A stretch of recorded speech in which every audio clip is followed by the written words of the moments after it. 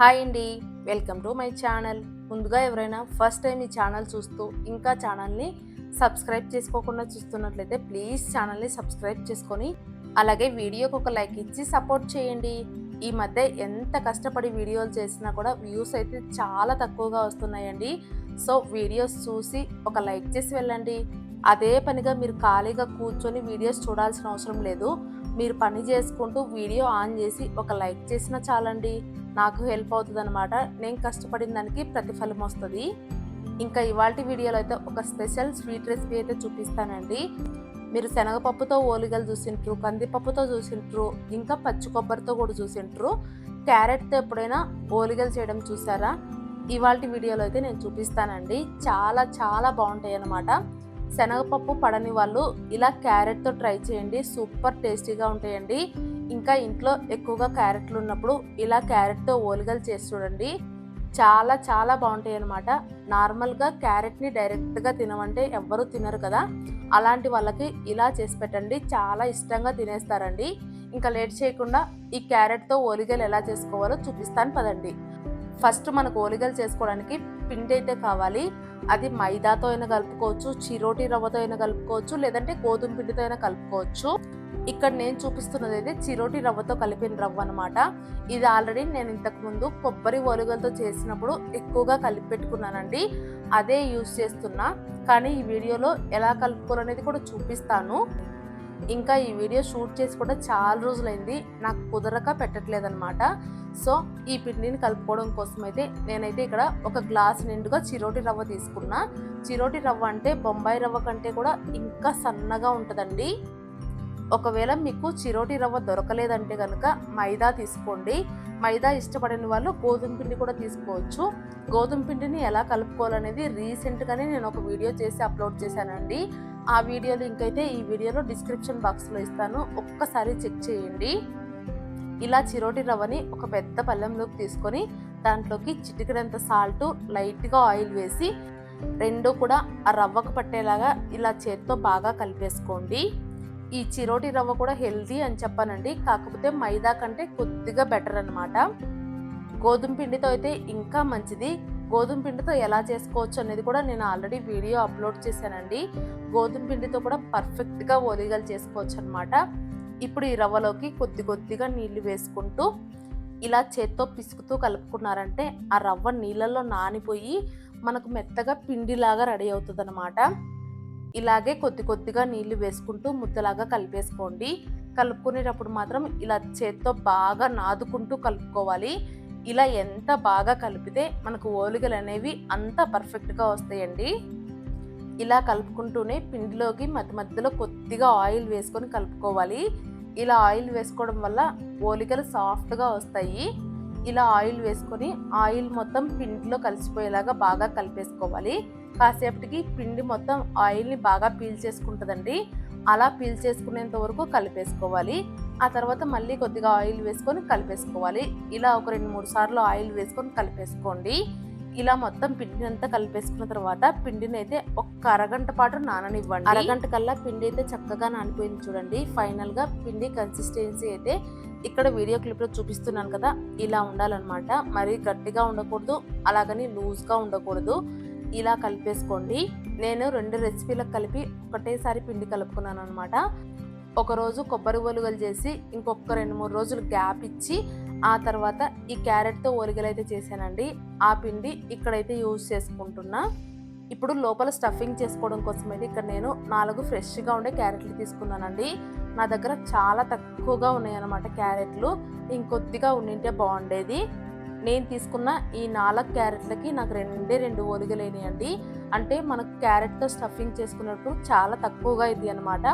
క్యారెట్లకి పైన ఉండే తొక్క మొత్తం తీసేసి శుభ్రంగా కడిగేసి ఇలా చిన్న చిన్న ముక్కలుగా కట్ చేసుకొని ఏదైనా కప్పుతో కొలుచుకొని వేసుకోండి.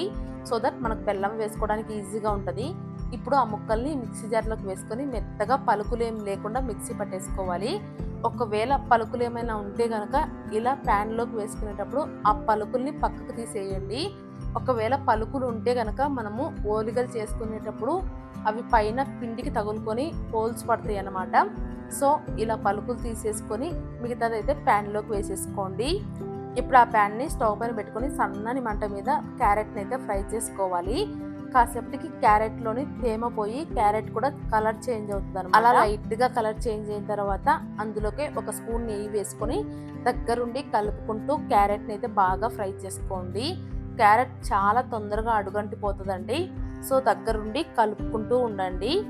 ఇలా మధ్య మధ్యలో ఒక 2-3 సార్లు నెయ్యి వేసుకుంటూ క్యారెట్ మొత్తం పచ్చివాసన పోయేంత వరకు ఫ్రై చేసుకోవాలి. క్యారెట్ని ఎంత బాగా ఫ్రై చేసుకుంటే అంత టేస్టీగా ఉంటుందన్నమాట. కాసేపటికి క్యారెట్లోని పచ్చిదనం మొత్తం పోయి పూర్తిగా కలర్ చేంజ్ అయిపోయి ఇలా ప్యాన్ నుంచి సపరేట్ అవుతుంది. అలాగే మీరు బాగా గమనించినట్లయితే చుట్టూ నెయ్యి కూడా లైట్గా రిలీజ్ అవుతూ ఉంటుందండి. ఆ టైంలో ఒక కప్పు క్యారెట్కి పావు కప్పు బెల్లం పొడి వేసుకోండి, కరెక్ట్గా సరిపోతుంది. అంటే మన క్యారెట్ ఆల్రెడీ తీయగా ఉంటుంది కాబట్టి బెల్లం ఎక్కువగా పట్టదనమాట. సో పావు కప్పు బెల్లం పొడి వేసుకొని మొత్తం అంతా బాగా కలిపేసుకోండి. ఇలా కలుపుకునే కొద్దీ బెల్లం అంతా కరిగిపోయి మళ్ళీ మొత్తం అంతా లూజ్గా అవుతుంది అనమాట. ఇలాగే దగ్గరుండి సిమ్లో కలుపుకుంటూ ఉండాలి. చూస్తున్నారు కదా, మొత్తం అంతా క్యారెట్ హల్వా రెడీ అయిపోయింది. ఇలా 1 నిమిషం పాటు సిమ్లో కలుపుకుంటూ ఉన్నారంటే అది మళ్ళీ దగ్గరికి రావడం స్టార్ట్ అవుతుంది. ఆ టైంలో కొద్దిగా యాలకుల పొడి కూడా వేసుకొని మొత్తం అంతా కలిపేసుకొని కిందికి దించేసుకోండి. ఇప్పుడు కాస్త లూజ్గా ఉన్నా కూడా కాసేపటికి గట్టి పడిపోతుందండి. ఈ టైంలో ఆఫ్ చేసేసుకొని కాస్త చల్లారనివ్వండి. ఇప్పుడు ఓలిగల్లాగా చేసుకోవడం కోసం బటర్ పేపర్కి లైట్గా ఆయిల్ అప్లై చేసి మనం ముందుగా కలిపెట్టుకున్న పిండిలో నుంచి ఒక చిన్న పిండి ముద్ద తీసుకొని ఇలా చేత్తో లైట్గా ప్రెస్ చేసుకోవాలి. చిరోటి రవ్వ అయినా కూడా మంచిగా కలుపుకున్నారంటే బాగా సాగుతుందండి. ఇలా కొద్దిగా స్ప్రెడ్ చేసుకున్న తర్వాత ఇప్పుడు మనం చేసుకున్న క్యారెట్ స్టఫింగ్ ఉంది కదా, అది పూర్తిగా చల్లారిపోయిన తర్వాత ఇలా రౌండ్ బాల్ లాగా చేసుకోవాలి. ఆ తర్వాత అడుగున ఉండే పిండితో లోపల ఉండే స్టఫింగ్ అయితే ఇలా కవర్ చేసేయండి. పైన వచ్చిన ఎక్స్ట్రా పిండిని అయితే ఇలా చేత్తో తిప్పుకుంటూ తీసేయాలి.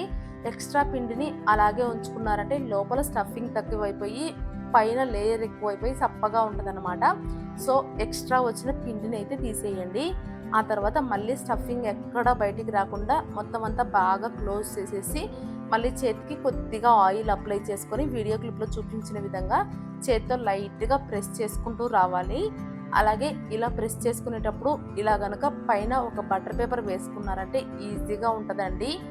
ఇలా చేత్తో లైట్గా రౌండ్గా సాదుకుంటూ వచ్చారంటే మనం ఎంత పిండి తీసుకున్నామో అంత వెడల్పులో అంత పల్చగా ఓలిగైతే వస్తుంది అనమాట. ఇలా మనం తీసుకున్న పిండి క్వాంటిటీని బట్టి ఓలిగ అయితే చేసుకోవాలి. మనం ఎంత పిండి అయితే తీసుకుంటామో దాన్ని బట్టి ఓలిగ సైజ్ అయితే వస్తుందండి. ఇలా వీలైనంత ఇప్పుడు పైన బటర్ పేపర్ని గబుక్కును పెరికేసేయకుండా నిదానంగా తీసుకోండి. మీరు గబుక్కును పెరికేసారంటే మొత్తం అంతా దానికే అంటుకొని వచ్చేస్తుందండి. సో నిదానంగా ఇలా బటర్ పేపర్ తీసేసి అలాగే స్టవ్ పైన ఒక ప్యాన్ పెట్టుకొని దానికి కొద్దిగా నెయ్యి అప్లై చేసుకోండి. పెనం బాగా కాలిన తర్వాత మనం రెడీ చేసి పెట్టుకున్న ఓలిగిని బటర్ పేపర్తో సహా తీసుకొచ్చి పెనానికి రివర్స్లో వేసుకోవాలన్నమాట. అంటే ఓలిగ పెనం పైకి వెళ్ళాలి, బటర్ పేపర్ పైకి రావాలన్నమాట. అలా వేసుకున్న తర్వాత పైనుండే బటర్ పేపర్ని నిదానంగా తీసేయండి. ఇలా తీసేసి మంటని లో టు మీడియం ఫ్లేమ్లో పెట్టుకొని ఓలిగనైతే ఒకవైపు చక్కగా కాలనివ్వాలి. ఆ తర్వాత పైనుంచి కొద్దిగా నెయ్యి వేసి ఓలిగ ఒకవైపు కాలిన తర్వాతనే గరిటెతో రెండో వైపు తిప్పేసుకోవాలి. కాలకుండా తిప్పుకున్నారంటే ఓలిగ విరిగిపోయే ఛాన్సెస్ ఉంటాయండి. సో మంచిగా కాలిన తర్వాతనే తిప్పేసుకోండి. మళ్ళీ రెండో వైపు కూడా కొద్దిగా నెయ్యి అప్లై చేసి రెండు వైపులా చక్కగా కాల్చుకున్నారంటే క్యారెట్తో ఓలిగలు అయితే రెడీ అయిపోతాయండి. ఇలా చిన్న చిన్న జాగ్రత్తలు పాటిస్తూ చేసుకున్నారంటే క్యారెట్తో ఓలిగలు అయితే సూపర్గా వస్తాయి. టేస్ట్ కూడా చాలా చాలా బాగుంటాయి అన్నమాట. ఈ వీడియో చూసిన తర్వాత మీరు కూడా ఒకసారి ట్రై చేయండి. నేను తీసుకున్న పిండికైతే నాకు రెండు ఓలిగలు వచ్చినాయండి. చూస్తున్నారు కదా, ఓలిగలు అయితే ఎంత సాఫ్ట్గా ఉన్నాయో. తిన్న కొద్దీ ఇంకా తినాలనిపించేలాగా చాలా బాగుంటాయి. మీరు కూడా ట్రై చేసి మీకు ఎలా వచ్చినాయి అనేది ఖచ్చితంగా కామెంట్ చేసి చెప్పండి. అలాగే ఈ వీడియో మీకు నచ్చినట్లయితే ప్లీజ్ వీడియోకి ఒక లైక్ ఇచ్చి మీ ఫ్రెండ్స్ అండ్ ఫ్యామిలీ మెంబర్స్కి షేర్ చేయండి. కొత్తగా ఎవరైనా ఛానల్ చూస్తున్న వాళ్ళంటే సబ్స్క్రైబ్ చేసుకొని సపోర్ట్ చేయండి. ఉంటాను, బాయ్.